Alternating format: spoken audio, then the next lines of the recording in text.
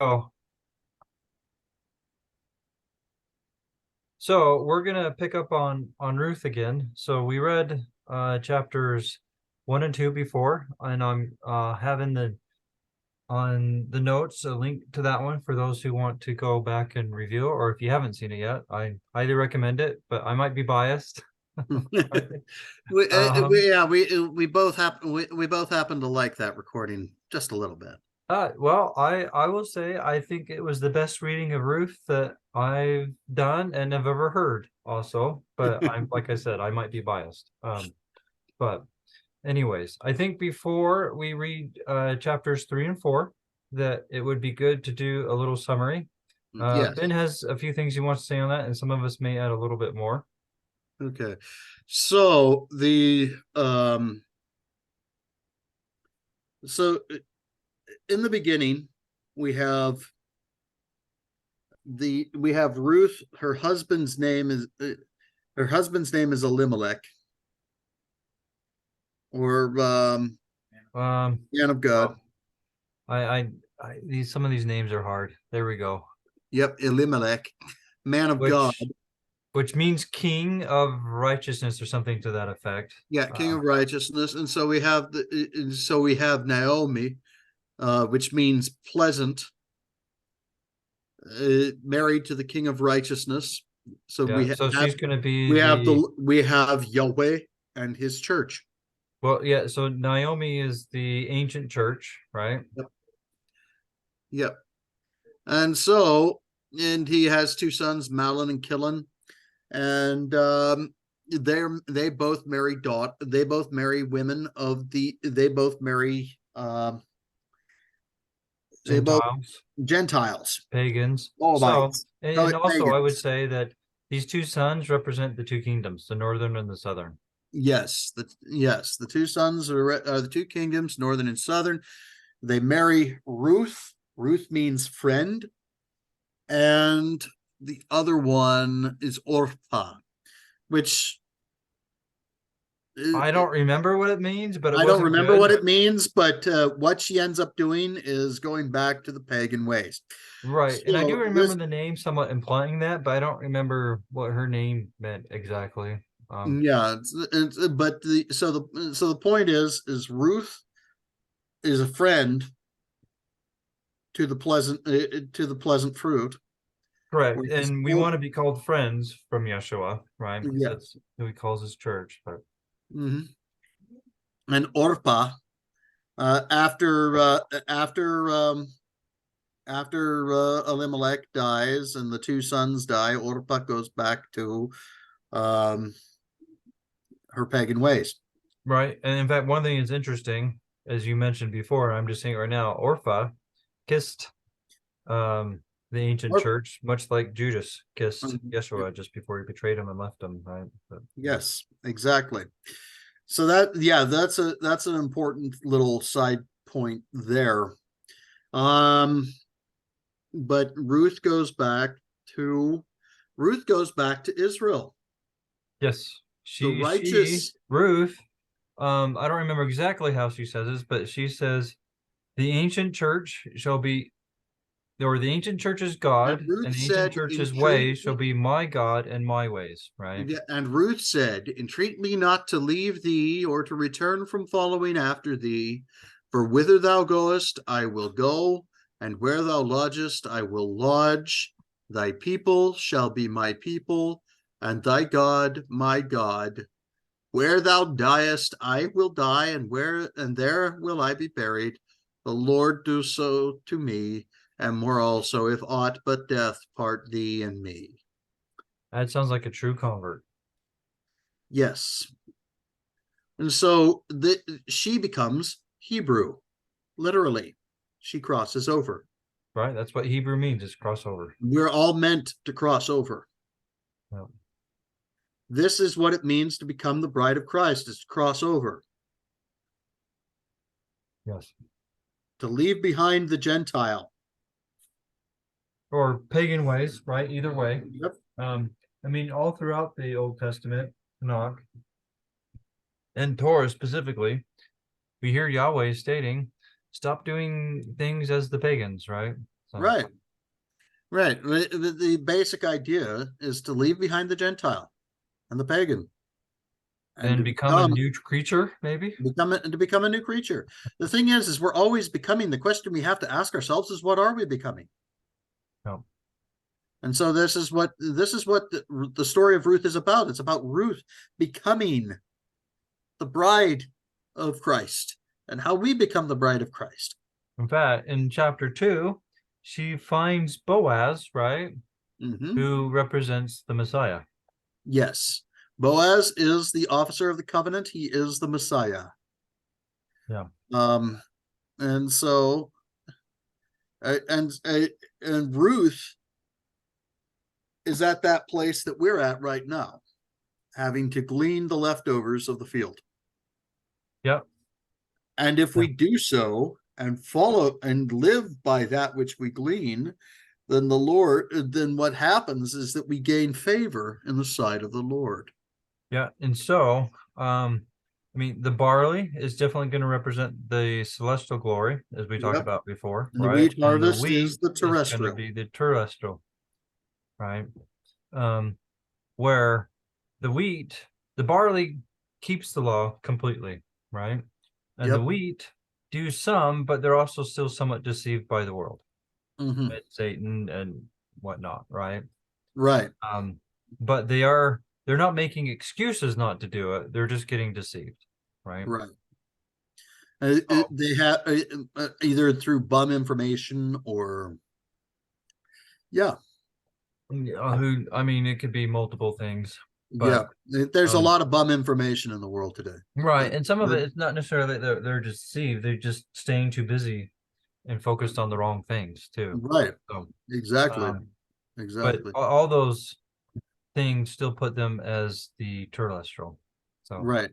But the point is that either celestial or terrestrial, you have to be in some form of obedience to the law.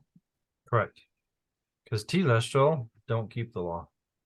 So I think that is the highlights of 1 and 2. I think so. I think we can go into 3 now. Yeah. Zach, you willing to start the reading? Yeah. Is there a way you can like enlarge the text? Oh, I know there's like for the sidebar table of contents you can here. Let me like pause for a minute. Hold on. Maybe. Okay, so we made it bigger.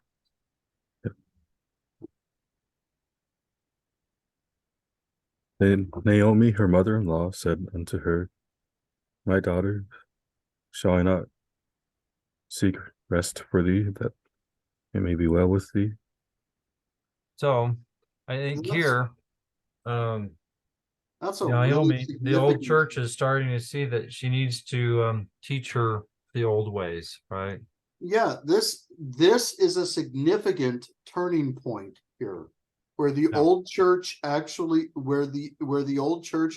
takes responsibility for teaching the new people who are coming in. Right. And Which I will honestly say I think this points to the Book of Mormon some, right? right. Because we go read, I know I've harped on this, that the title page from the gold plates is not considered enough, but that is the purpose. Here's another thing. This is another significant part of this. Shall I not seek rest for thee?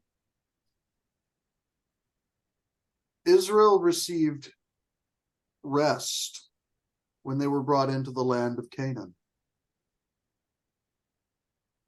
When Joshua brought that, he was bringing them to rest when he was bringing the land of Canaan. The promised land. The promised land. And so this is what the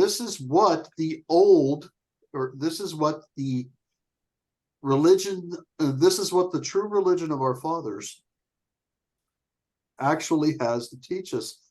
It teaches us how to enter into the rest of our Lord. Correct. Right. And so, like, just to go back off of a recent one, the pillar of salt, right? Yep. Supposed to teach us how to do that. Yes, But indeed. yeah. But yeah, I agree. And Moroni 7's a good one for that, right? For seeking the rest. Yep. Also Hebrews chapter 4. Okay. Hebrews I don't have chapter 3 Hebrews and 4. memorized as well, so I'll take your word for it. Yeah, Hebrew at the end of chapter 3 and going into chapter 4. Really good stuff about the rest of the Lord. Okay. We'll have to do that in a recording. And that's all. And it also refers to it refers both to the rest of the Lord and to the rest of the Sabbath. Which I think they're definitely connected together in real life, right? Yes. So that would make sense that they're tying that together. Yeah. Okay. All right. Well, you want to do number 2, Zach? Yep. And now is not Boaz of our kindred, Ooh. with whose maidens thou wast. Behold, he winnoweth barley tonight in the threshing floor. With barley tonight in the threshing floor. So, What is this a reference to? Messiah. So also, I think there's a lot of things in here. Well, first of all, Boaz, our kindred. I mean, I think that's pointing to how Yeshua is our closest kin who can redeem us. In fact, he's our only kin that can redeem us, right? Right. As actually chapter 4 will indicate, will show. I'll take your word for it. It's been a while since I've written. No, well, I mean, because there is another kin, but he says he can't redeem them because. Oh, yeah, all right. And that actually, that instance actually shows that polygamy is wrong, but we'll get there. When we get there, we'll talk about it. We'll get there. We'll get there when we get there. Yeah. But yeah, that has multiple things to it. But he's the closest kin that can redeem us, right? Because there is no other kin that can redeem, as this even as Ben was showing actually shows in the history here. And the maidens have to do with the churches, right? Yeah. And how about this? Behold, he winnoweth barley tonight on the threshing floor. This is the redemption. This is the chance for her to apply for barley redemption. Right, which is barley harvest. Yeah, that's celestial glory here. And also, one thing that's interesting, and I talk about this in the recording that I have about the Joseph's last dream. Yeshua puts his fruits in underneath the floorboards, right? Yeah. To store them and keep them nice and ready to eat. So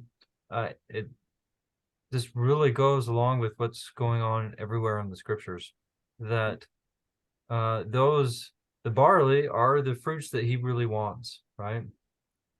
And as we've talked about when we did D&C 76, barley can be threshed with just the wind itself, which is Torah, the spirit, his behavior, right? Verse 3. We need to get into verse 3 now.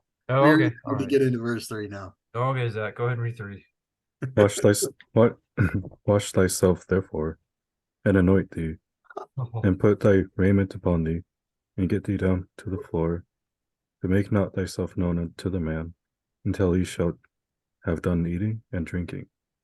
Yeah, you want to you start. Wash thyself, get baptized, anoint thee. Put As on, in get this Holy Spirit, right? Get the Holy Spirit, get Torah. And put my robes of righteousness upon thee, right? Yes. And then get down into the floor, right? Become my fruit that I'm storing. This is just beautiful language describing the broken heart and contrite spirit. Yeah, well, baptism and receiving the Holy Ghost. Yes. How it's absolutely necessary if we wish to be in the barley harvest. Exactly, which is celestial glory.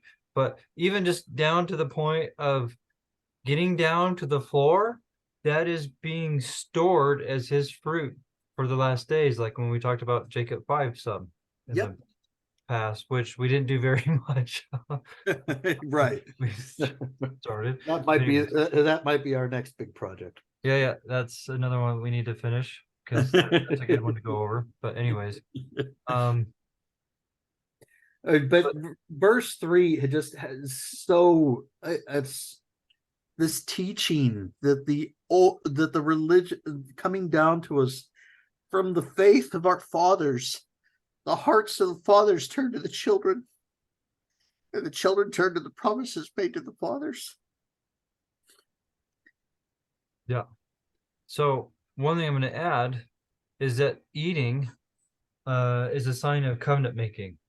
When we eat a meal together, we make a covenant with each other, and that's partly why sacrament is a meal.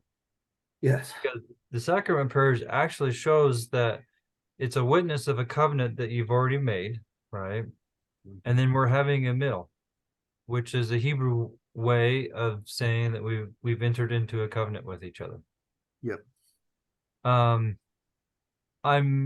Will be honest, I'm not sure what to make of make not thyself known unto the man. So this would be Boaz. So it could be, he doesn't, you need to make yourself prepared before you show yourself is what would be my inclination. Well, let's sure. read a little further on, because I think there may be some things touching on that. All right. Okay, Zach, you want to read 4? And it shall be when he lieth down, that thou shalt mark the place where he shall lie. And thou shalt go in and uncover his feet, and lay thee down. He will tell thee what thou shalt do.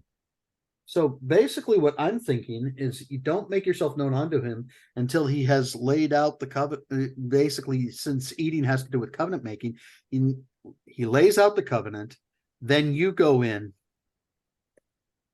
where he has lain down. This is a very intimate thing that she's describing. Sure. One thing I can see that could happen, the lying down could be talking about Yeshua's death, right? Yep. And that mark the place where he shall lie down. Yep. As in a baptism, which we talked about earlier, right? Is and the word escapes me. It's in a likeness of his death and burial, right? Death, burial, as and Paul resurrection. states, as Paul brings out. And you shall go in and uncover his feet. So uncover his path. Yep. So, his walk, his doings, right? Yep.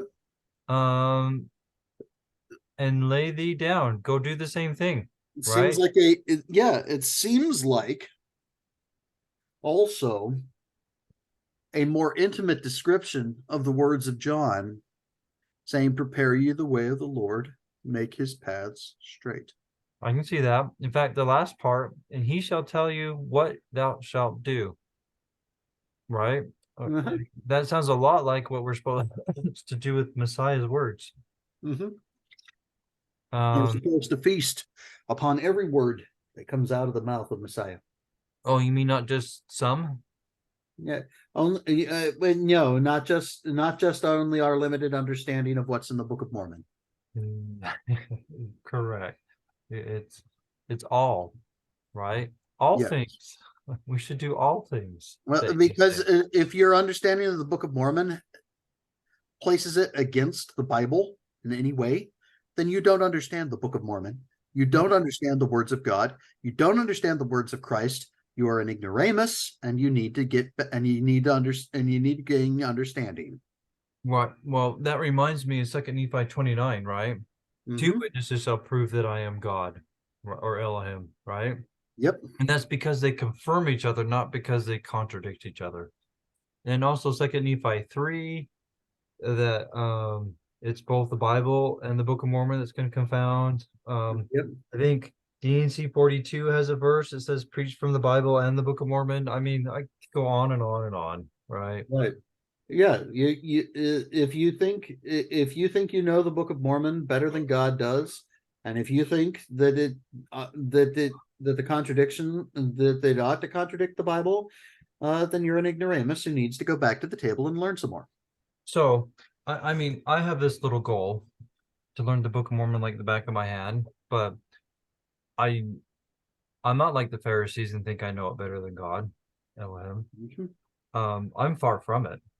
I mean, I don't even have it memorized. And it's a big book. That would be that'd be hard for you to do. And Yahweh has it memorized. So Well, I tell you, there is that within you which does have it memorized. There is that within you which does have it memorized. It's written on it. Oh, sure. It's We written don't on listen my to it, heart. but we don't listen to it. Sure. More often than not, we don't listen to it. That's why we don't understand it.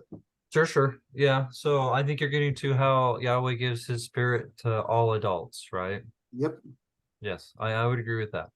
And I was going off of a different angle, but that is the more important angle, right? Because I was more going off of word for word, but Right. the intentions and what it's teachings is what you're going off of, right? Yes. Yeah. And both are, I would say, are important. Especially when teaching people, because the Book of Mormon is a great teaching tool. Oh yeah. And but it's more important to know where to find what's in the Book of Mormon than to know exactly what it says word for word. I agree. But I do If you still can have a goal find to it and learn it like the back of my hand. But if you can find it and have them read it, I agree. things happen.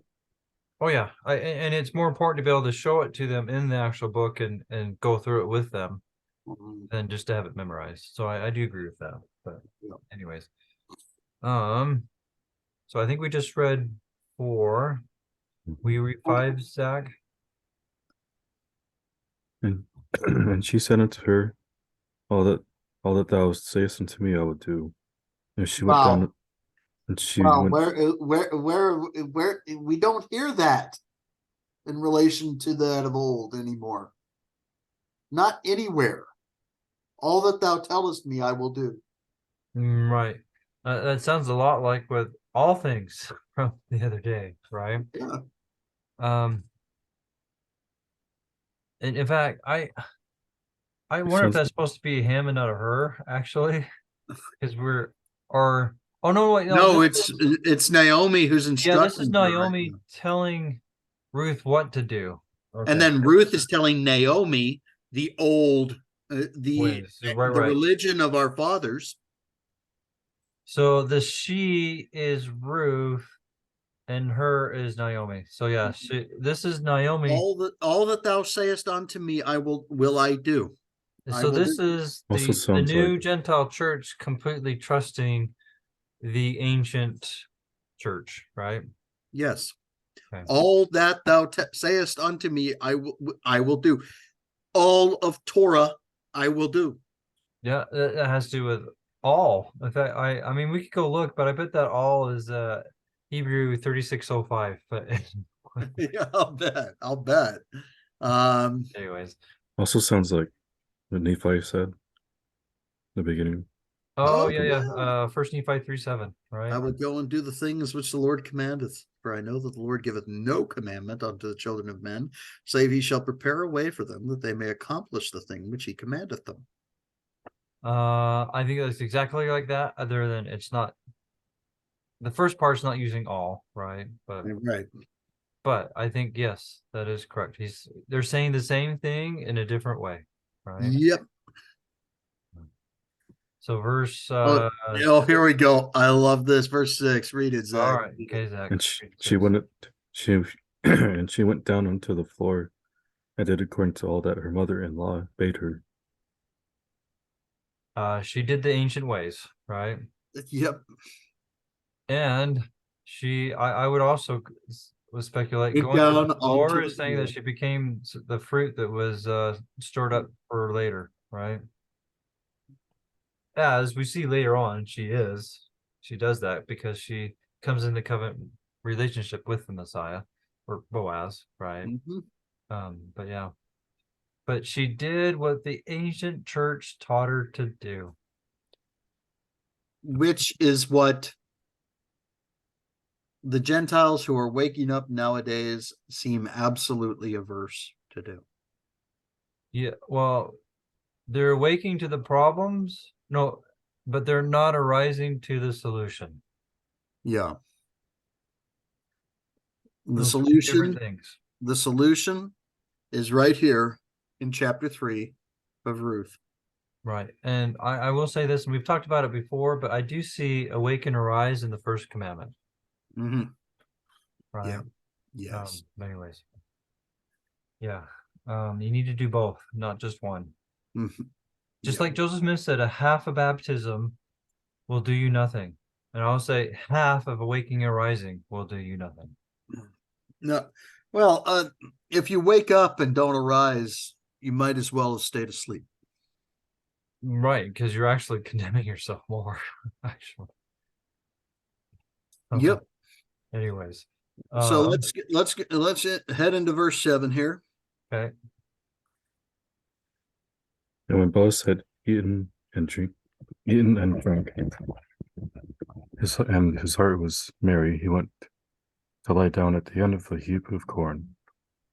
And she came softly and uncovered his feet and laid her down. So I definitely see eating and drinking. That's going to be, having the meal, making the covenant.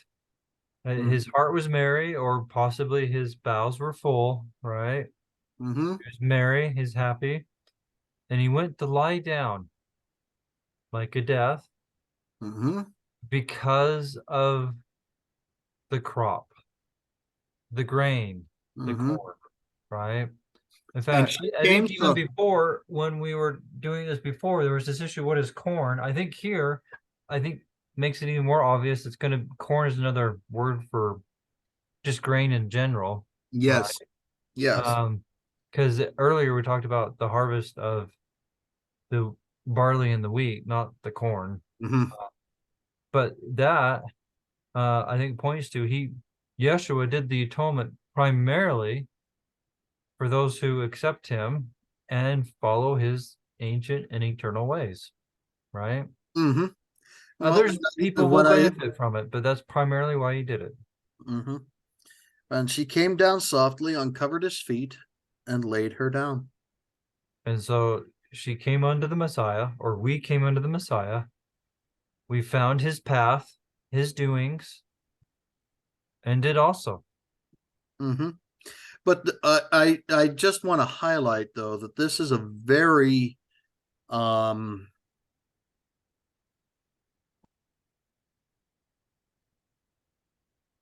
come on, what is the word I'm looking for? It's symbolic, prophetic, intimate. This is a very intimate pose that they are in, for she is literally lying at his feet.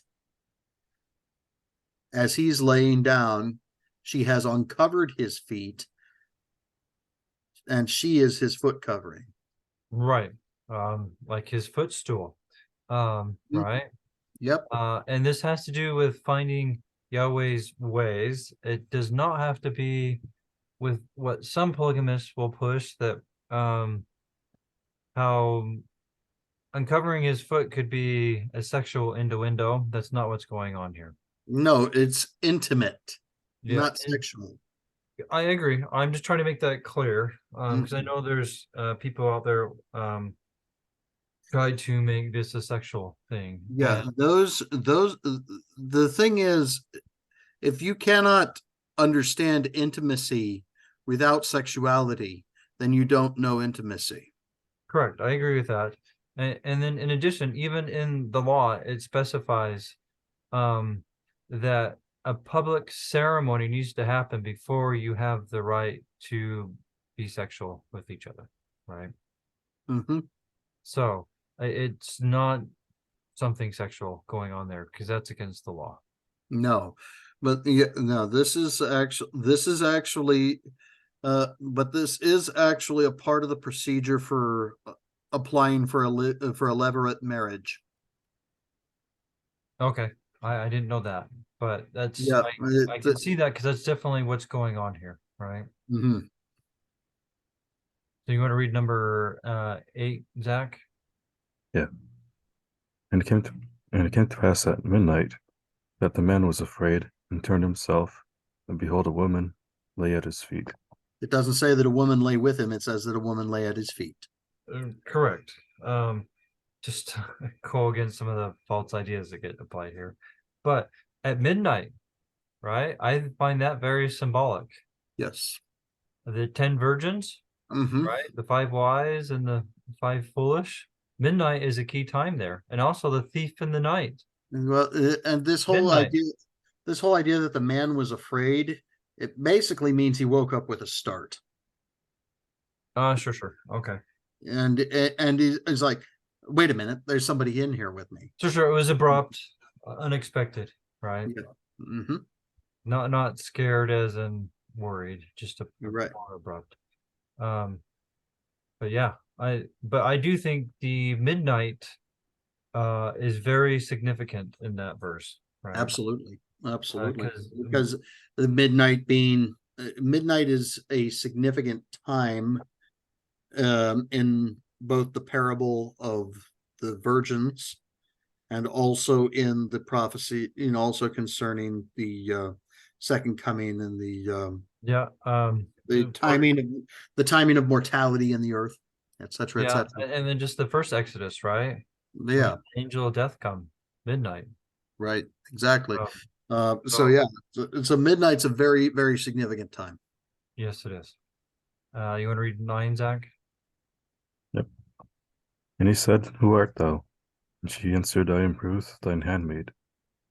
Spread therefore thy skirt over thine handmaid, for thou art a near kinsman.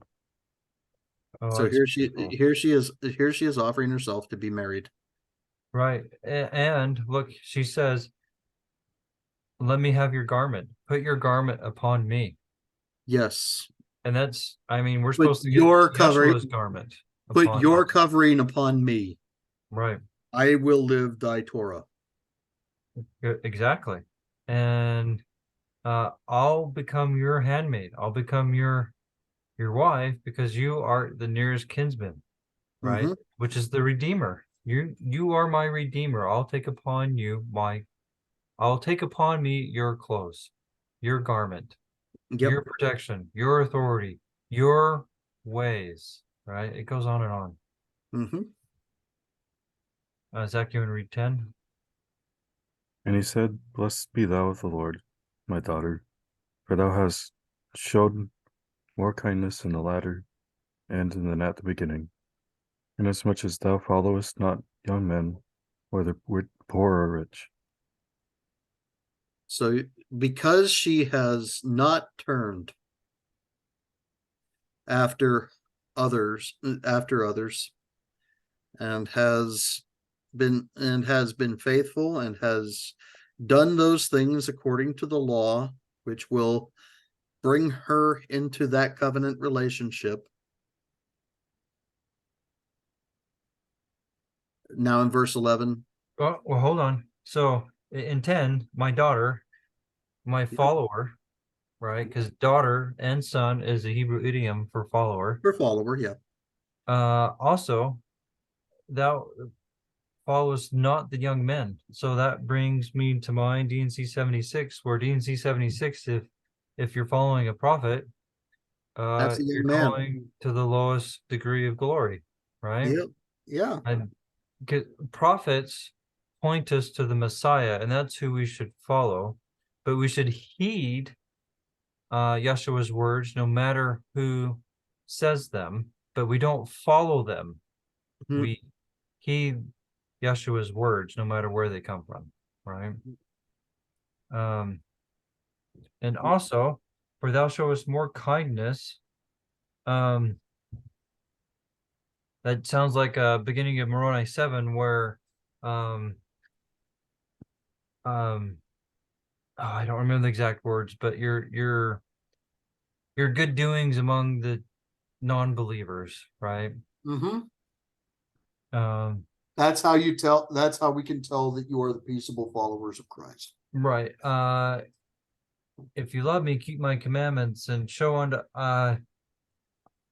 others that you're to my disciples by how you love others. I mean, that was a bad quote, but Yeah, it's and by this shall men know you're my disciples if you shall have love one for. yeah, that's what I'm looking for. So at least I had the idea.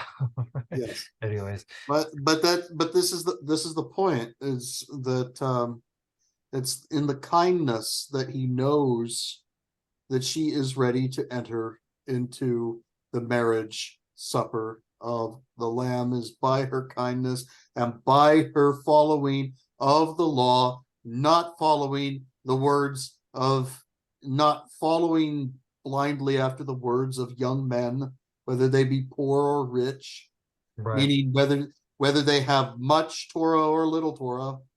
Sure. Now, one thing I do want to add, it is okay to get angry. The commandment about anger is slow to anger, not Right. never to anger. Okay. Now, make sure it's slow. We'll just leave That's it at right. that. Let it be a burning ember that only explodes occasionally. Yeah, correct. So there are times for it, but it should be slow. Yeah. Anyways, I'll read 11. And now, my daughter, fear not, I will do to thee all that thou requirest, for all the city of my people doth know that thou art a virtuous woman. So, Wow. follower, right? Fear Yep. not, I will take care of thee, and I will do unto thee all that thou requirest, which We what are she asked for was redemption. to be married to him. Right. Sorry. She didn't ask for a car. She didn't ask for a TV, right? She asked to be married. She didn't ask for every baseball card that's ever been made. Exactly. That's one of the childish asks that I did once. Sure. Anyways, when I but was just a child. sure. She didn't So try I'm to. calling myself out with that one. Sure. Okay. Well, I just I've never done that myself. So, but anyways, but I Well, do know some people try to make God into a genie that you can just rub his bottle. Right? well, That's not how it works. it's by doing that I found out that just doesn't work that way. That it doesn't work that way. I found out through trial and error. Sure. Well, at least you found out. That's the important thing, right? Yeah. You found out. It doesn't matter how you get there. It matters that you stay there. But That's right. but I think this virtuous woman is an important point here, right? Mm-hmm. And that is someone who's keeping Torah. Yep. And someone who's keeping his ways and not being adulterous. Because adulterous church is someone who's going after the false gods and doing things the adulterous or the pagan ways, right? You're right. So sorry, I interrupted you a little bit, but go ahead and finish. Yeah, but that's what I was going to say. The virtue in the scriptures, the virtuous person is the person who keeps the law, who lives by the law. Right. Yeah. Okay. So I'll read 12. And now it is true that I am thy near kinsman. Howbeit there is a kinsman nearer than I. And so here we are getting into the history of how there was another kinsman, but he is the only kinsman who can actually redeem her. Exactly. There are people that are closer genealogically or, closer, but there is only one who can redeem us because there was only one who has lived without sins. Mm-hmm. And that was Yeshua, the promised Messiah, right? Born of Mary and Joseph. So he's the only one that can do it. So verse 13, tarry this night, and it shall be in the morning that if he will perform unto thee the part of a kinsman, well, let him do the kinsman part. But if he will not do the part of the kinsman to thee, then will I do the part of kinsman to thee, as Yahweh liveth. Lie down until the morning. So he's just saying he's got to do his due diligence, check with anybody who might be closer, who has not sinned, that can take care of you. But we'll see in the history, parable, prophecy, that there are none closer that have not sinned that can take care of Yep. redeeming, right? Yep. And it's just interesting. I have a post on this, but in the Book of Mormon, it always seems that it's in the morning that Yeshua goes and starts to does his work, just like in the creation history and prophecy. It's always in the morning when he starts to do his work, right? Mhm. He doesn't work in the evening. In fact, evening is Satan's time. In fact, when the temple guards came to get Yeshua, he actually kind of chewed him out. It's like, this is the time of night you're coming to get me, right? Right. Night is Satan's time. Morning is Yeshua's time. And so I do believe that morning is significant there, right? Yes. I believe you would be correct. Okay, so 14. And she lay at his feet until the morning, and she rose up before one could know another. And she said, let it not be known that a woman came into the floor. So she kept learning about Yahweh's ways until till later, I guess, until the Until Messiah morning. could do his part, right? Come back and redeem his bride, right? Because that's what Boaz is going to go try to do right now, is work on redeeming the bride. And she rose up before one could know another. She rose up early. Mm-hmm. She didn't waste her time to do it, right? Right. She didn't she didn't put it off. Yep. And Boaz said, let it not be known that a woman came into the floor. I'm not sure what to do with that one, to be Yeah, honest. that's well, I mean, I think that's just in relation to this is actually, I think, in relation to the story, is simply to the story, and the I don't think that particular part is prophetic per se. Yeah, that one might just be. I think that's a story thing, relating it to the law, keeping the image and maintaining the purity and the honor of Ruth. Okay, sure. I can see that. So that way they aren't gossiping, right? Right. Exactly. Which gossiping is against the law, right? But anyways. Exactly. So 15. Also he said, bring the veil that thou hast upon thee and hold it. And she Okay. held it. Bring the veil, Yeah, marriage. yeah, for the marriage. And when she held it, he measured 6 measures of barley. So barley is definitely having to do with the celestial glory and those who are keeping. And the fact that it's 6 measures of barley means she's nearly there. Sure. She's not perfect at it, but she's doing what she's in this case. I think your statement of nearly there is correct, right? Yeah. Because a lot of that could go along with, justification and sanctification, right? Justification can happen instantly, and sanctification takes some time, right? And lay it upon her, and she went into the city. So where everybody can see it, I would say to go with she went into the city, right? Yep. Because she took it with her. Right. And Uh, when she came to her mother-in-law, she said, "Who art well, thou?" first of all, before you go to the 16th Yeah. verse, right? I just want to say, coming Oh, unto Yahweh is not something that you hide. no. In fact, look, she laid it upon herself, right? Yep. And she went into the city. She wasn't hiding what was going on. No, she didn't. She was not embarrassed about it. No, not at all. I am not ashamed of the gospel of Christ. Correct. I think that's what it's going directly towards that, right? Mm-hmm. So 16. And when she came to her mother-in-law, so the ancient church, she said, who art thou, my daughter? So the old church, like, who are you now, right? And she told her all that the man had done to her. I've come into a covenant. He's gonna work on redeeming me, right? 17. And she, oh, did you want to say something? No, just read 17. Read Okay. 17. It's just wonderful. And she said, these 6 measures of barley gave he me. He said to me, go not empty unto thy mother-in-law. The 6 measures of barley was for the mother-in-law. Yeah. Just like in the latter days, so not too far from now, I actually believe, but anyways, the ancient church, or the Jews, probably more in this case, are going to get jealous of the Gentiles, because the Gentiles are actually going to start keeping the law to be the barley harvest. And that's going to make it's going to make the Jews jealous. Yep.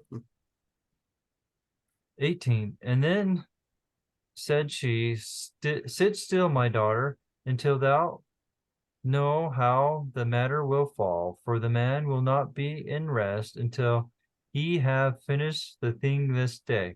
So I think this could somewhat point to the 2,000 years, right? That although we may not see what he's doing to get things ready for us right now, he's working on preparing for us to enter into his rest. And he will not be in rest until he has finished our redemption. Correct. Although we don't see it, he's working behind the scenes for us. Just like Daniel, when he visited Daniel in Daniel 9, he couldn't come right away for some reason, right? But he was working on coming. Talks about having to deal with other principalities. Right. I don't know how that realm works. I don't pretend to. So there was something going on back there he had to deal with to come to Daniel, because he was delayed for some reason, right? Just like today, people think he's not doing anything when he actually is. Just because you don't see it doesn't mean he's not doing anything. Right. So, and besides, if you're, well, the thing is sometimes the proof comes. Sometimes the proof comes for us when we are believing enough to act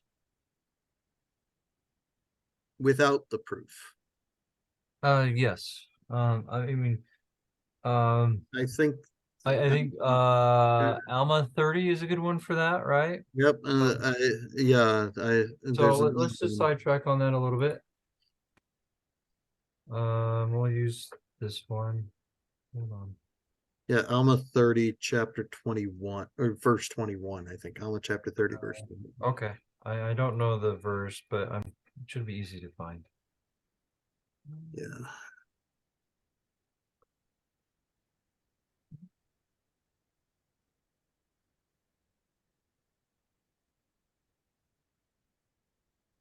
So you're saying 20 or so? Let's see. Faith is not to have a perfect knowledge of things. Therefore, if ye have faith, ye hope for things which are not seen, which are true. Oh. Yeah. So 21. And I think you just read it, but I guess I'll just read it again. And now I said, concerning faith, faith is not to have a perfect knowledge, right, of things. Therefore, if you have faith, ye hope, and hope and faith come together, and that's something we should talk. Actually, we should put that on the list to talk about, for things which are not seen, which are true, right? Yes. Which that actually goes with the Hebrews 11:1 with the Hebrews 11. Yeah.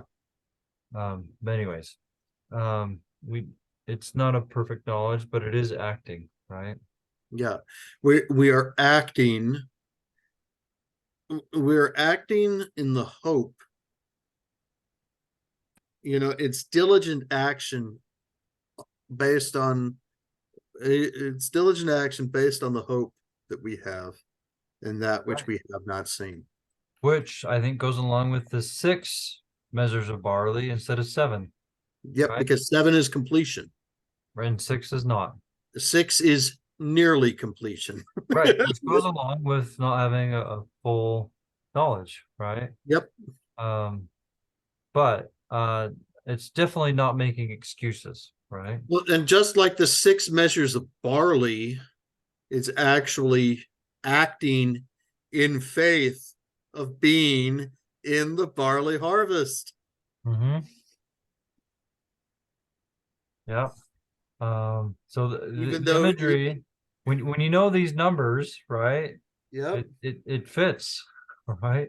And so it's good to have at least some basic understanding of some of the numbers. It can take a while to get to know all of them, because I don't yeah, even know all of them. I don't know everything about gematria myself. I'm still learning a lot Oh about yeah.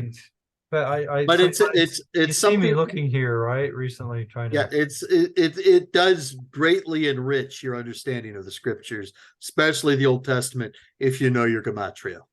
right. It definitely does enrich it. In fact, I'll even say it even enriches modern media too. So it just makes things better, period. Yeah. So but anyways, that's probably enough for that verse. Um so just to stay with the nice tens, are you willing to read one? Ben? Who, me? Yeah. Okay. Then went Boaz up to the gate and sat him down there. And behold, the kinsman of whom Boaz spake came by, unto whom he said, Ho, such an one, turn aside and sit down here. And he turned aside and sat down. Okay, so So I think this is largely a story here. well, I can see one thing. Second Nephi 9, who's at the gate and employs no servant there? That's true. That's true. The Mhm. It's Redeemer. Yeshua, right? It's The Redeemer. Yeshua's at thinking the that. gate and employs no servant there, and that's where Boaz is at the gate. Yep. He's not, and he's not employing a servant to go look up the kinsman and have him come to his house. He goes to the gate of the Right, because kinsman. he has servants. He's brought up his young servants before, but who's at Right. the gate? It's him. Yep. So, um, so right, I definitely would apply it to that. It's Yeshua at the gate, Oh, and and here we go. Boaz Here represents the Messiah. and here he comes with the law. He Yeah. took 10 men of the elders of the city. This is in accordance with Levirate law. Levirate law. And he said, Sit ye down here. And they sat down. He has 10 witnesses of this interaction. Sure, I know there needs to be witnesses. I don't remember the 10 witnesses, but I don't have that memorized. But the point is that the officiator of the covenant is using the law given through Moses, the Right, and I statutes can and definitely judgments. see the 10 pointing to the 10 commandments. Definitely. So, Um, and then verse 3, you want to read that? and he said unto the kinsman, Naomi, that is come again out of the country of Moab, selleth a parcel of land, which was our brother Elimelech's.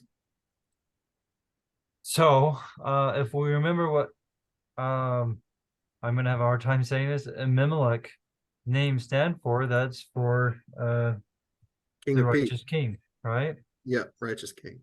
And so this points a lot to the promised land, I would say, Yep. which in itself then points also to heaven. Which, when you consider that it's the 10 commandments that are standing watch over this proceeding between Boaz, the Redeemer, and the other kinsman, interesting stuff right there. Oh yeah, because that's like the flaming sword protecting which way, right? Yep. The sword is representative of Yahweh's words, which is Mhm. where we find Torah, right? So I Yep. think it goes very well with that. Yep. Um, And I thought to advertise thee, saying, Buy it before the inhabitants and before the elders of my people. If thou wilt redeem it, redeem it.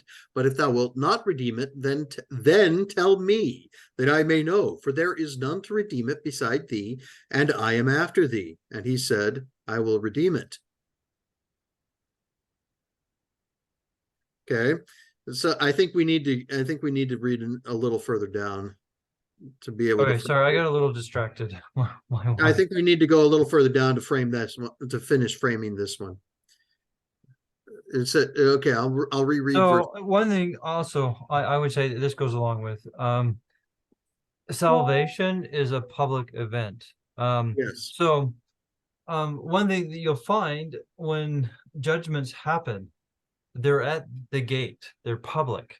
Everybody knows about it, as in it's advertised to all the inhabitants, right? And so I actually see this as part of how judgment is done. And Right. to be honest, when you go read the law, that's how judgments in the LDS church should be done, despite how though they're not. But it's patterned off of what's going to be happening at the great and dreadful day. Yeah. Everyone will know all the judgments, Okay. all public. So the other kinsman is willing to redeem it. Then said Boaz, what day thou buyest the field of the hand of Naomi, thou must buy it also of Ruth the Moabitess, the wife of the dead, to raise up the name of the dead upon his inheritance. Yeah. Levirate marriage. You purchase it through a levirate marriage. Yeah, he's saying you can't just do the land part, right? Because the other guy, I forget his name, and I don't think it's mentioned it yet, but It never mentions it. oh, never? Okay, well, I guess that's why I don't remember the name. Right. But he only wants just the land. He just wants to do some of it. He doesn't want to do the whole thing, where the Messiah wants to do it all. So I'm going to pause for just 1 minute, okay? Oh, Kelsey's here. Yeah, so let's pause. All right, so we're back, and I think we're in verse 5. We may have read it, but we'll just read it again to get us back in the mood. Okay. So I think Ben, will you read that? Then said Boaz, what day thou buyest the field of the hand of Naomi, thou must buy it also of Ruth the Moabitess, the wife of the dead, to raise up the name of the dead upon his inheritance. So we're talking about he's purchasing the field of land through a levirate marriage. The other person who is the other kinsman who is offered to redeem only wants the land. He doesn't want Ruth the Moabitess. Right, and there's multiple reasons on that, but I think one thing here on the land, I think that goes along with the Beatitudes and the inheritance. In that it is the was it the meek? I forget the exact word. The meek shall inherit the earth. Yeah, the resting ones, those resting in Torah.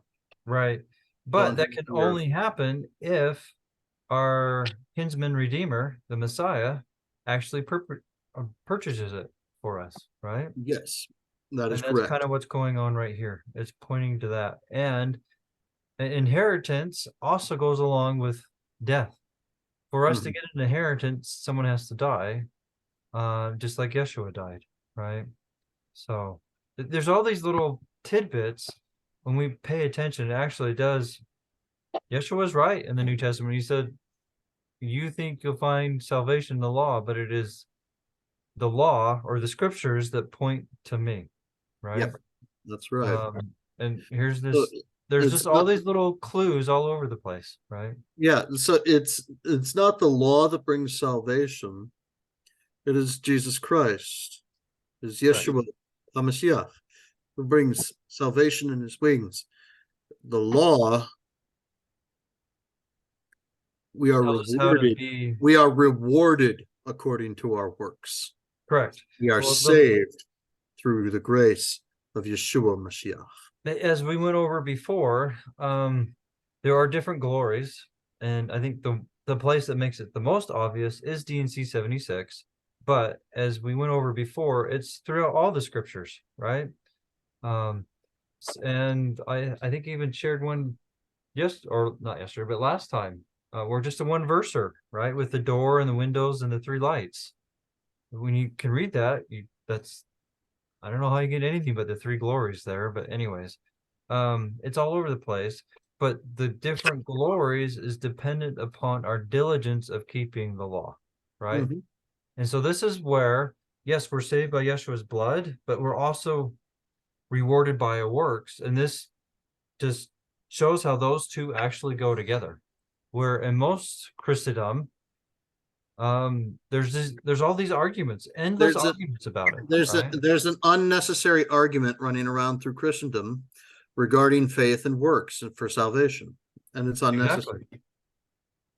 And both they are, well, Both play a part in the both final. play a part in it. Both play a part in the final assignation, but Yes. but in terms of salvation, it's faith in the blood. Yes, it is. And faith, and I'll show my faith by my works. That if you actually really believed in something, you would act accordingly, right? That's right. So Yeah, this is why people this is why the Hebrew word that Paul uses when he talks about the unbelief of the Israelites, it also means disobedience. Unbelief and disobedience are the same thing. They are synonymous. So I do want to read. Actually, well,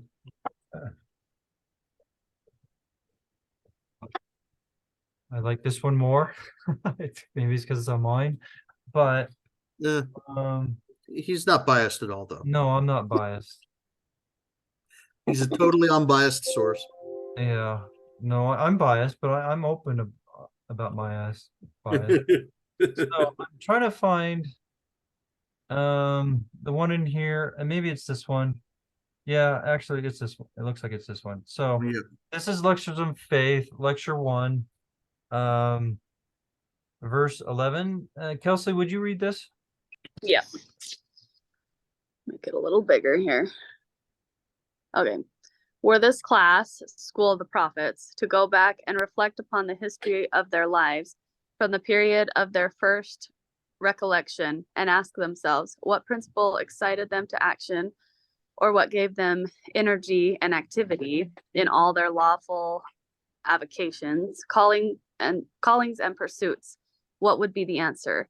Would it not be that it was the assurance which we had of the existence of things which we had not seen as yet? Was it not the hope which you had in consequence of your belief in the existence of unseen things which stimulated you to action and exertion in order to obtain them? Are you So not real quick right here. I just want to point out that he's tying hope to the assurance. Hope. If you look at those definitions and how they're then kind of restated in a slightly different way, that hope, and the hope is what is to come from the word, and that is your assurance, right? The word is the assurance. But anyways, Okay, that makes sense. I think you're right here. Okay. Are you not dependent on your faith or belief for the acquisition of all knowledge, wisdom, and intelligence? Would you exert yourselves to obtain wisdom and intelligence unless you did believe that you could obtain them? Would you have ever sown if you had not believed that you would reap? Would you have ever planted if you had not believed that you would gather? Would you have ever asked unless you had believed that you would receive? Would you have ever sought unless you had believed that you would have found? Or would you have ever knocked unless you had believed that it would, where'd I go, have been opened unto you? In a word, is there anything that you would have done, either physical or mental, if you had not previously believed? Are not all your exertions of every kind dependent on your faith? Are not all your exertions of every kind? Wow, I'm losing my spot. I'm sorry. Okay, dependent on your faith. Okay. Or may we not ask, what have you or what do you possess, which you have not obtained by reason of your faith? Your food, your raiment, your lodgings, or are they not all by reason of your faith? Reflect and ask yourselves, if these things are not so, turn your thoughts on your own minds and see if faith is not the moving cause of all action in yourselves. And if the moving cause is you, is it not in all other intelligent beings? So what we believe, what we actually believe, causes our actions, right? I mean, so you can't actually tell what a person has faith in by what they do. Yes. Yeah. I mean, So we if a do want to person give says, some lenience because they may be learning and whatnot, right? right, But overall, in general, I completely agree with that. yeah. Uh, And you can tell a person who believes in God because they behave as though God's promises are sure. yes. And in fact, That's both his lectures, promises to those who keep his law and his promises to those who break it. yeah. And on the sure part, lectures 3 and 4, if I remember correctly, are very good about bringing out how that Yahweh's ways do not change, and if they do change, you wouldn't have faith. You could not have faith enough unto salvation, right? Mhm. Don't let's see how it's exactly stated, but it's something pretty close to that. 1 second. But just in it's very important. I'm frozen. I don't know if you guys are frozen or just me. Oh, I'm not, I don't know if I'm frozen. Nope, I'm not frozen. okay. All right. Well, something weird happened, but anyways, did you get over it? yeah, my computer got over it. Okay, good. It's old.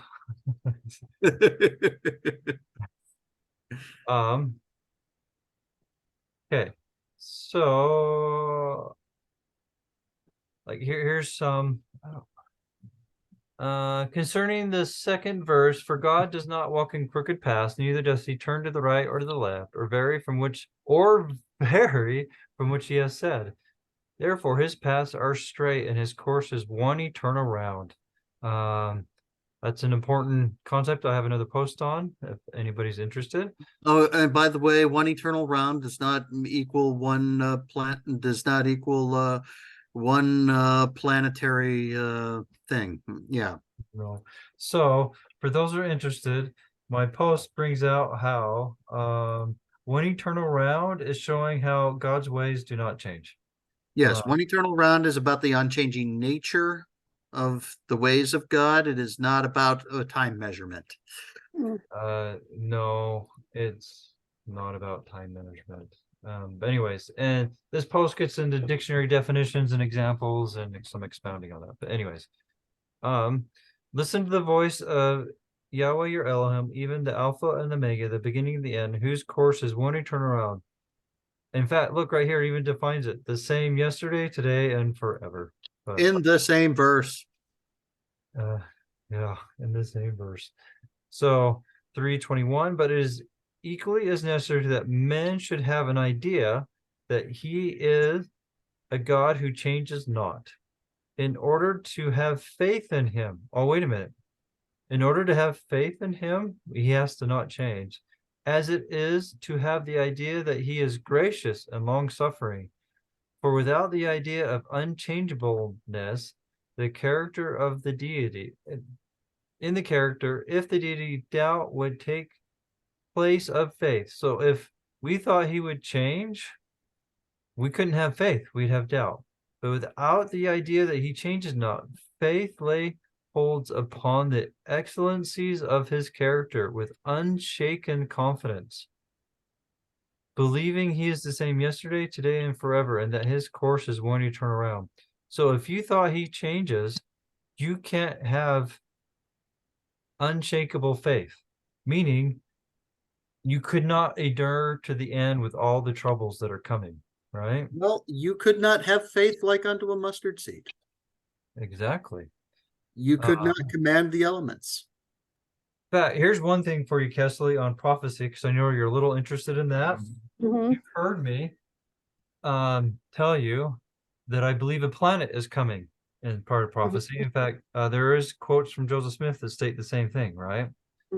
So one thing I find interesting about one. what? More than one.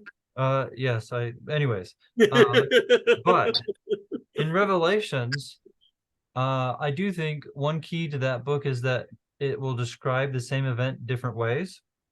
Okay. And one event sometimes is something that's coming is described as a comet or a star, and another time as a mountain. So I find it interesting that if you have faith as small as a mustard seed, you can move a mountain. Mhm. I do believe that points to the second coming son. Okay. And Okay. the fact that the planet that comes back will be called. Yes. And you can see that in multiple places. One in the JST Genesis 19, if I remember correctly on that, where the three men are told that they are to call upon the curses which comes from the planet. But anyways, Yeah, the three men are to call down the fire and brimstone from heaven, which is Mars dragging yeah, it's basically. comets and asteroids from Mars. But Mhm. because I mean, and I'll put this in the post that I need to finish, but I've been a little sidetracked on other things. That we have comets and asteroids from Mars on our planet. And how does that work with how people think things work today, right? Because Mars is way out there, it never changes, right? But anyways, that's another subject. But just a little Hmm. prophecy tidbit for you, okay? Okay. So lecture 3, question 19, is it not equally as necessary that men should have an idea that God changes not? Neither is there any variableness in him or with him, in order to exercise faith unto him, unto life and salvation. So if you thought he changed, you couldn't have enough faith to gain life and salvation or Yeah, eternal life, right? they're positing the question: is it equally as necessary? And he says the answer is it is, because without this he would not know how soon the mercy of God might change into cruelty, his long suffering into rashness, his love into hatred, and in consequence of which doubt man would be incapable of exercising faith in him. But having the idea that he is unchangeable, men can have faith in him continually, believing that what he was yesterday, he is today, and will be forever. Which is why it's really important to understand the God of the Old Testament. Just saying. It's the same God. Mhm. As I teach modalism, right? It's the same entity, Mhm. just a different title. The angel Yahweh is Yahweh, who is Yeshua, right? There's one God. In fact, the Shema, right? Which I do not believe you need to repeat. There's no commandment to repeat it as a prayer, but it is a teaching. It's a rote prayer, but there are some good teachings in it. There's good teachings in it. I do not believe that Yeshua prayed it, as some people will state. Because Yeshua stated not to have rote prayers like the pagans, right? Anyways. So you want to read the last one, Ben? That it will not be a matter of dispute that two beings who are unlike each other cannot both be saved, for whatever constitutes the salvation of one will constitute the salvation of every creature which will be saved. So same process, same rules, not that I can do it my way and you can do it your way, right? Oh, you mean, oh, shoot. You really need to throw away that Aleister Crowley Bible. I keep telling it's really messing you up, boy. Anyways, okay. So I think that's a good enough sidetrack. Maybe we go back. Yeah, let's go back to Ruth. But I do think that kind of puts in the idea of what needs to happen, right? And faith and your inheritance and what is faith and what is necessary to have faith unto life and salvation, right? But anyways. Yep. All this stemmed by the word inheritance. Yeah. Yeah. I mean, because the death and faith, but anyways. So I Now, think here's a really cool one here, because this one goes into the realm of polygamy. And the kinsman said, I cannot redeem it for myself, lest I mar mine own inheritance. Redeem thou my right unto thyself. or I cannot redeem it. So, Zach wants to say something. Go ahead, Zach.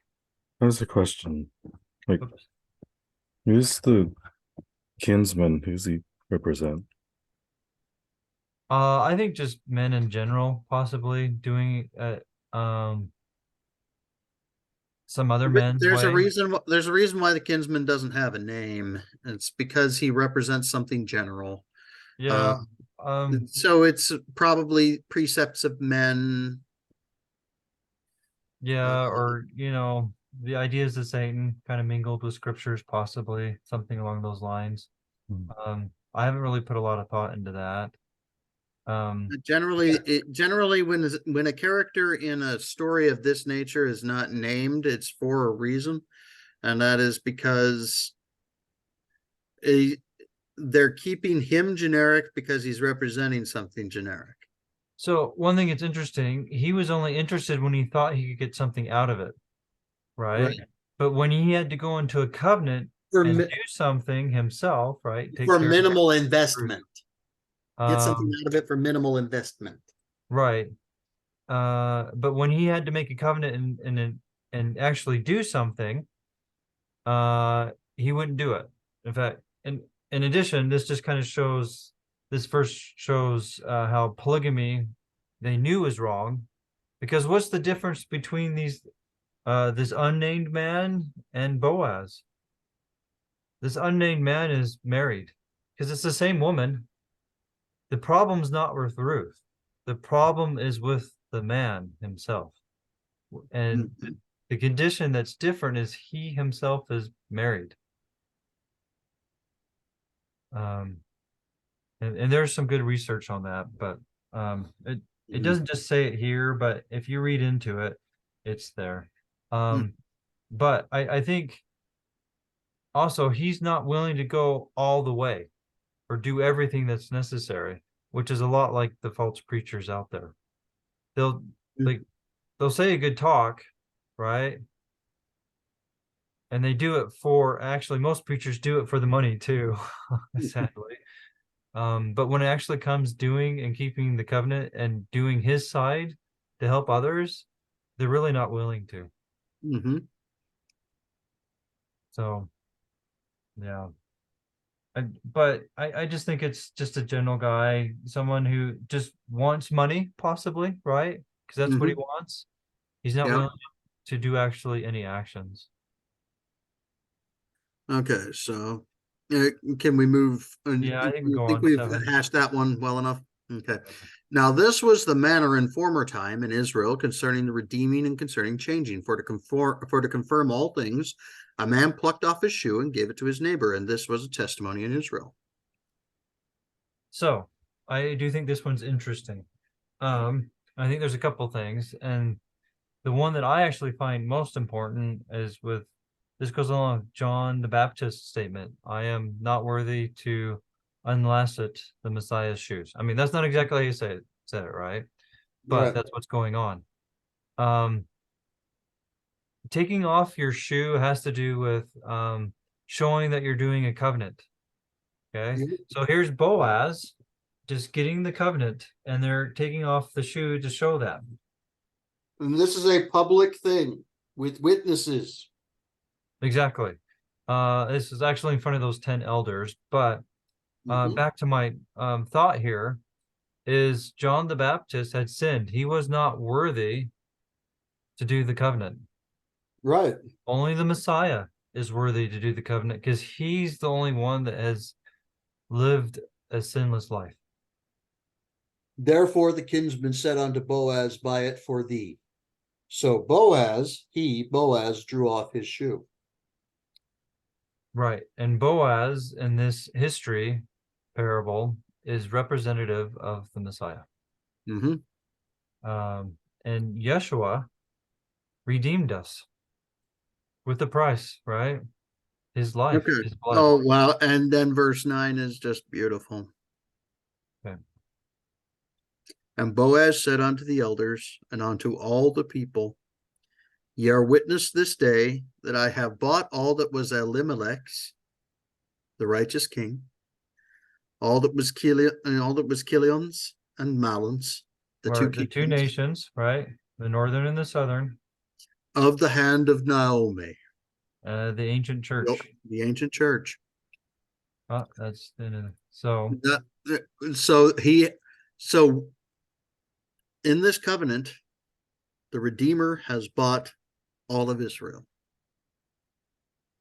correct.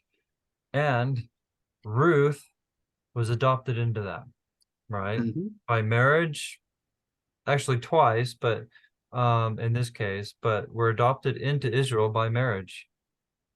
Mhm. Which means we adopt their ways, right? Yep. We don't get to go make up our own ways and be part of the house. And then we don't get to go make up our own ways and then say that we're a part of Israel because we want to be.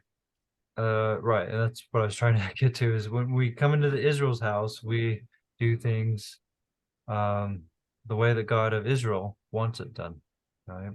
Yep. For Yahweh or Yeshua can make children, followers out of these stones, revelations, right? Yep. So anyways, okay, you yeah, you want to read 10? Okay. Moreover, Ruth the Moabitess, the wife of Mahlon, I have purchased to be my wife, to raise up the name of the dead upon his inheritance, that the name of the dead be not cut off from among his brethren, and from the gate of his place. Ye are witnesses this day. Now, this is beautiful prophecy. Israel will not be cut off just because they were thrown out of their lands of inheritance. They will not be forgotten in the covenants of the Lord. No, that is their land is actually a one-way covenant, as we can see through history in the scriptures, even modern, that they actually don't deserve it, but I don't deserve Yeshua's mercy either.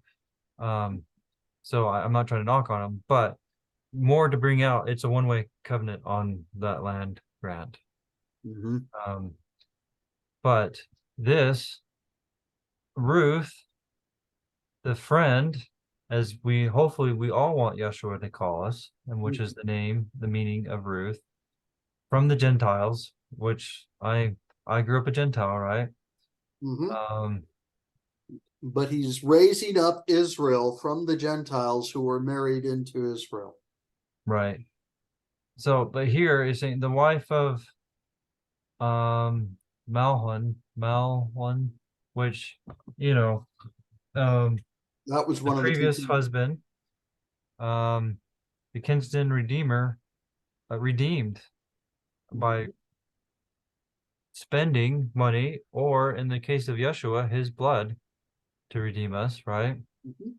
That we may inherit. And us not Inheritance has to do with death. and us not deserving of the redemption. Oh no, I deserve death.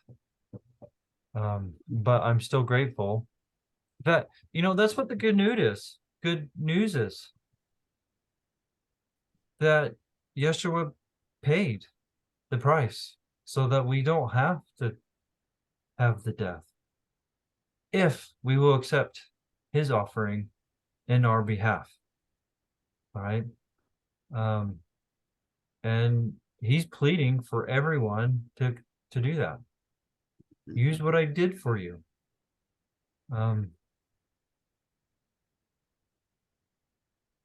I'm trying to.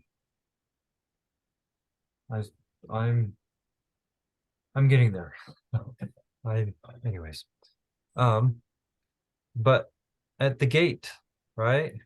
Mhm. And the name of the dead shall not be cut off from his brethren, or from the gate of his place. As in, once we get in, right, the only thing that will get us out is our own deeds. Mhm. Because once we're in that gate, Satan has no power over us unless we give it back to him, right? Mhm. We are the only ones that'll get us out of that gate, because Yeshua wants us to stay, but he won't force us. Oh man, yeah, that's so true. Yeah. Once saved, always saved is a false teaching. In fact, you can see it through the scriptures, right? Even Paul stated, if you keep sinning, it's as if there was no sacrifice for sin, meaning for you, because you're no longer in the house. You're out of the gate, and it's as if it'd be better if you never knew him also. So, but anyways, Yeah. so Kesley, are you willing to read 11, or is it too small? No, I can read. I can make it a little Okay. bigger. And all the people that were in the gate and the elders said, "We are witnesses. The Lord make the woman that is come into thine house like Rachel and like Leah, which two did build the house of Israel. And do thou worthily in Ephratah, and be famous in Bethlehem." So, all the judgments are done at the gate, like the pearly gates. I mean, Peter's not going to be at the pearly gate as the Catholics teach. That actually comes from paganism, but that's another subject. But it's Yeshua at the gate, as stated in 2 Nephi 9, right? And it's public where everybody can see it. We are witnesses. Yeah, so we are witnesses, right? But I really love the blessing that they invoke upon Ruth. Okay. Let's see. Build the house of Israel. Do worthily in Ephratah and be famous in Bethlehem. Bethlehem, the birthplace of Jesus Christ, the birthplace of David. Yeah. And I think that's probably the most thing that Ruth is famous for, right? Being in the line of the Messiah. That, if I remember correctly, she's mentioned it in Luke, right, Ruth? Yep. Yeah. Yep. There's a couple Gentiles in that genealogy, but anyways. But to be of house of Israel, that's what we all want to be grafted into. I'm not sure what Ephrat would actually refer to. Ephrata. Yeah. Well, you see, Ephrata was a part of the inheritance of. It was actually a part of the inheritance of Joshua when he came into the land. Okay. Joshua, the son of Nun. Yeah. I know. And so he's but he is the man who brought Israel into its rest. Do thou worthily in the rest of the Lord. Okay, yeah, that must be what that's referring to, is that, bringing in the rest, right? Yep. Okay. So, did you want to say something more? And be famous in Bethlehem. Have your fame with the Lord. Yeah. Have your fame in the house of the Lord, in the house of the King of Israel. Yeah. It's his glory we should be seeking, right? Mm-hmm. Yeah. You want to read 12, Kesley? And let thy house be like the house of Pharez, whom Tamar bare unto Judah, of the seed which the Lord shall give thee of this young woman. I think maybe this is just more going to the promised line, right? Yeah, this is more about the promised line. The no king, no rule, no lawgiver shall pass from the lawgivers shall pass from between your, Right. And we've talked about that before from, what is it, Genesis 49, if I remember correctly. Yes, The blessing. Genesis 49. Until Shalom, no, Till Shiloh come. till Shiloh come. That's the one I'm thinking of. Yeah. Okay. But I think just mainly this is just going on along the promised line. This is establishing the line by which the covenant is, to which the covenant keeper or the officer of the covenant, his mortal frame is. Yeah, it's just his lineage. So, yeah. All right. So let's do 13. So Boaz took Ruth, and she was his wife. And when he went in unto her, the Lord gave her conception, and she bare a son. So, my favorite example of this would be Enos, right? When a son is symbolic of a follower, and when you're really converted unto Yahweh, you will eventually bring others because you're out preaching about him and causing other people to want to follow also. And Yep. so when we get in a covenant relationship, as in became wife, that's a covenant, you then conceive because you bring forth other followers. Did you have something, Ben? No, that's that. I think that's covered. Okay. 14, Kesley. And the woman said unto Naomi, Blessed be the Lord, which hath not left thee this day without a kinsman, that his name may be famous in Israel. I see this as Ruth, the Gentiles are also blessing the ancient church, right? Mm-hmm. And because the Gentiles actually eventually do accept the old or the ancient and eternal ways, it makes Naomi blessed. In fact, was it D&C 4, which I know some of us here served a mission, used to have memorized, but let's go get it real quick, right? Right. It's about how when you bring more people to the truth, more blessings, right? That's one way to look at it. Oh, It says, let's see. Behold, a marvelous work is about to come forth among the children of men. Therefore, O ye that embark in the service of God, see that you serve him with all your heart, might, mind, and strength, that ye may stand blameless before God at the last day. Therefore, if ye have desires to serve God, ye are called to the work. Oh, wait a minute. I want to give a little commentary.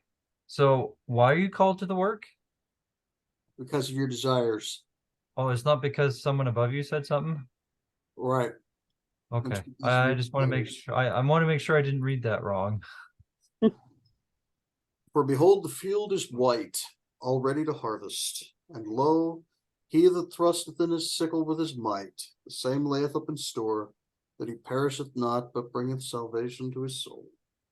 And faith, hope, charity, and love, the nigh single to the glory of God, qualify him for the work. Remember faith, virtue, knowledge, patience, brotherly kindness, godliness, charity, humility, diligence. Ask, and ye shall receive. Knock, and it shall be opened unto you. So it looks like I remembered it a little wrong. So here's the one I was thinking, but it just says, the field is white, ready to harvest, and those who thrusteth in a sickle, those who do the work, will same layeth up in a store that he perisheth not, right? But bringing salvation to his own soul. But the interesting thing about that verse, is it also talks about who are the five? Who are the people who were given 5 talents? It's that who thrusts in his sickle with his might. Yeah, that is true. That's a good point. Yeah, that's the celestial glory. The ones It's not just keeping the law, it's teaching others so to do. Blessed be the men of Shalom. Which are the true peacemakers, right? Yep. In fact, be the men of in Shalom. D&C 76, it actually states that we're going to minister up there, right? Yeah. Look at that real quick. So it makes sense that those who are celestial will also have learned to spend their time ministering down here. Yeah, because that's what they're going to be doing up there. So this is D&C 76. And so this part right here is talking about what the terrestrial will do to the telestial, and then what the celestial will do to the terrestrial, and then what the celestial will do with the telestial. Okay, but anyways, so D&C 76, these are they who receive not of his fullness in the eternal world, so this is the telestial, but of the Holy Spirit or behavior Torah through the ministrations of the terrestrial. So terrestrial people are going to teach the terrestrial people are going to teach the telestial people here. Mhm. And guess what? You don't minister a person. You administer the law. Okay. This is another place where the scriptures actually, if you read carefully, teach that the Holy Spirit is Torah. You minister law. You don't administer a person. And the terrestrial through the ministration of the celestial. So the celestial teach the terrestrial people. And 88, and the telestial receive it of the ministering of angels who are appointed to minister for them, or who are appointed to minister spirits for them, for they shall be heirs of salvation. So, and I've gone over this before. I don't want to sidetrack too much unless someone wants to go over it again. I do believe this verse is showing that the celestial people will also teach telestial people, or at least some of them will. So anyways, Oh, that's an interesting thought, especially in correlation to the parable of the talents, yes, where the one talent of the celestial person is given to the celestial person. So it's that right there. So take therefore the talent from him, the one that's the telestial person, when you go look at it in detail, and give it unto him which hath 10, and that's the celestial person. So I do believe we can justify it from the parable of the talents. But I think let's go back to Ruth now. I forget what verse we're on. Sorry, guys. Okay, starting verse 15. Okay. Do you want me to keep going? Yeah. And he shall be unto thee a restorer of thy life, and a nourisher of thine old age. For thy daughter-in-law, which loveth thee, which is better to thee than 7 sons, hath borne him. Shall be the restorer of the restorer of thy life. Well, that sounds like a redeemer, right? The Messiah. And a And nourisher. it's for the religion of our fathers. Right. And then here, look, nourisher of thine old age. That sounds like renewed or a new renewed creature, covenant. right? Yep. Is a nourisher of the old age. The old is, anyways. And for thy daughter-in-law, which actually kind of helped cause this to happen, right? Because the Gentiles will get the Jews jealous to get them to come back. As prophesied in the scriptures. Which the daughter-in-law loveth thee, which is better as in the ancient church, right? New church loves the old church or the ancient church, right? Which is better. Yeah, the new church is better to the old church than 7 sons. Yeah. So having a perfect number of followers, because if they're, although they may perfectly following you, if you're don't have the right thing to do in the first place, it's pointless, right? Because it's anyways, you won't go to the wrong place. But so I think you have 4 kids, right, Kesley? I think I know some of them are girls. Yeah, I have 1 boy. And 1 boy. Do you want 7 boys? Anyways, not really. I have 2 boys. I don't think we could handle 7. My mom had 5 sons. Well, So she was close. She probably didn't want another 2 of you guys. Anyways, sorry. She became a very strong woman. Yeah. Yeah. But anyways, just going off of, it's better to do things the correct way than have a whole bunch of children, right? Yeah. Your children will not save you, No. but going in the right path is part of being saved, right? Mhm. That says You that mean I can't? You Alma, mean or I mean Mosiah 13 states that, right? Because the law is part of being fully you mean I can't part of just being have my, exalted. you mean I can't just have my kids say some words in a temple and be good to go? No, you're reading the wrong Bible again. You need to stop Uh, that. I need to go over there. Oh, no, actually, I need to go back and burn that thing. Anyways, so I think we're on 16 now. Uh-huh. And Naomi took the child and laid it in her bosom and became nurse unto it. Well, when you understand the imagery that's being put into place here, it's just beautiful.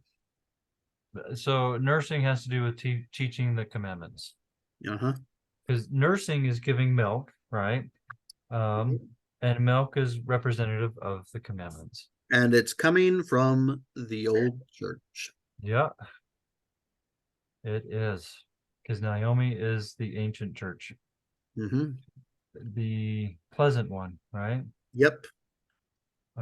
17. And the woman, her neighbors gave it a name, saying, there is a son born to Naomi, and they called his name Obed. He is the father of Jesse, the father of David. So actually, let's go look what Obed means. So this is Ruth 4:17. Let's look that up.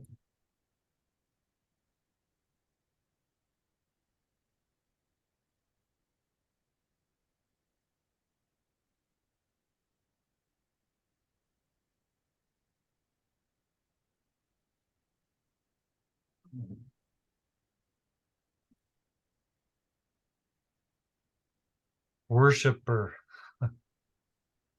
Name of several Israelites. Worshipper. And that makes sense, right? Mm-hmm. So Given what we given what we've seen in this book so far, it's awesome. well, so just going off of the 10 virgins, right? Mm-hmm. The 5 foolish ones only keep the 5 commandments dealing with other people, their neighbors, where the 5 wise ones kept those in addition to the 5 dealing with how to worship Yahweh. Yep. It is the worshipers in Yahweh in spirit, aka behavior, and truth, the correct way, Who are the receive the ones that seal are of God upon their foreheads. exactly. Because that's what we're thinking about, and right. Yep. Also, should look at Jesse. Okay.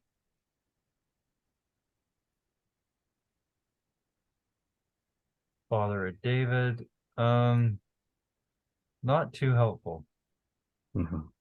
So what we can do, we can see if we get lucky.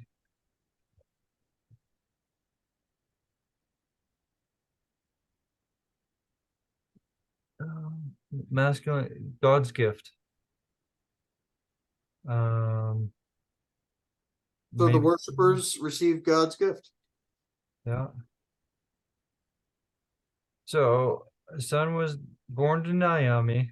They named him worshiper and became the father of the gift. And who comes through Jesse? The Messiah. Yep. Gift, right? Yep. Well, David, and David's very symbolic of the Messiah, beloved one, which also goes along with being the Messiah, right? Mm-hmm. So anyways, That's David really ministry. good stuff. Sorry, go ahead. No, I just said really good stuff. Oh yeah, that is just David has the history that we have in David is very symbolic of the Messiah. Mhm. many ways. He's also another one for the mighty and strong one for the three pair of the Yep. Elijah, Elisha, and the Redeemer. Three. David is a type of the mighty and strong one, right? But Yes, he never gets to see the temple. yeah, and I mean we have an excuse for it, I would say, but I do actually do believe even if he wasn't a man of war, he still wouldn't be able to do it because the temple comes with the Redeemer Messiah, which Solomon represents, not David. And so, but anyways, so I think we're on 18. You willing to read that, Kesley? Now these are the generations of Pharez. Pharez begat Hezron. Okay, so actually, I don't know if these ones are going to mean too much, but let's just look out of curiosity.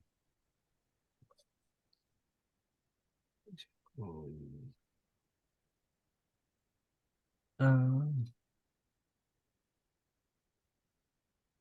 son of Judah, precept, well, percept. I'm having a hard time saying that. Transliteration Petits. Oh, transliteration, not the meaning. Mhm. Yeah, I'm not saying anything about the meaning there. Well, Pharez is the son of Judah and Tamar by sin. Okay, Is one of the two sons of Judah and Tamar's sin. right. Well, from sin, then we come to redemption, right? But let's see. I mean, ultimately, let's see. Ultimately, yeah. I mean, Ultimately, so that could be what's going on play there. yeah, His name is that's really what this that's really what the interplay of this genealogy is about, I think. It's the journey from sin to redemption. yes.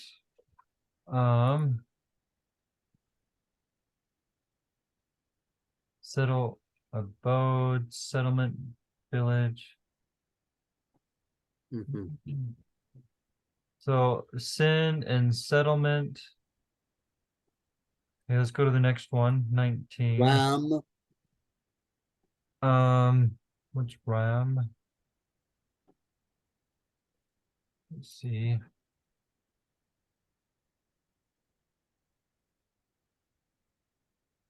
From rum.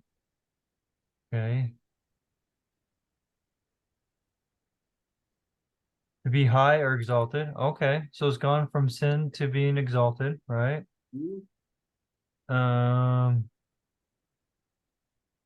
Father, I don't know how to say that. Aminadab, Yes. my kinsman is noble. Yeah. Yeah. After you're redeemed, right? You're gonna think that, right? Mhm. Or after you're exalted, you're gonna praise Yeshua that way. Let's go to the Yeah. next verse. Amminadab was the father of Nahshon. Okay.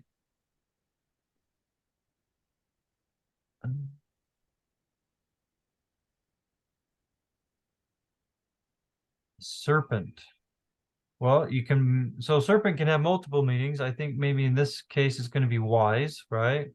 Mhm. In fact, to become wise, you have to have the fear of Yahweh, which means you're keeping his laws and his Torah, right? Yep. This was the father. Of salmon. Salmon is not the same thing as fish. I don't see anything to get a name on this one. No, this is a placeholder between the snake and Boaz. Just let's just close these. Let's see.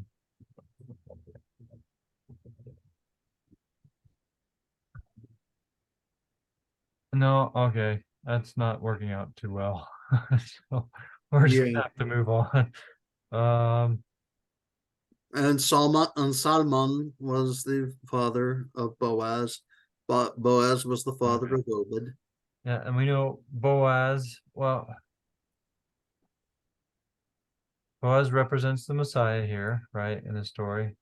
Quickness, a descendant, a pillar, and Yeshua is the pillar that we are to go towards, right?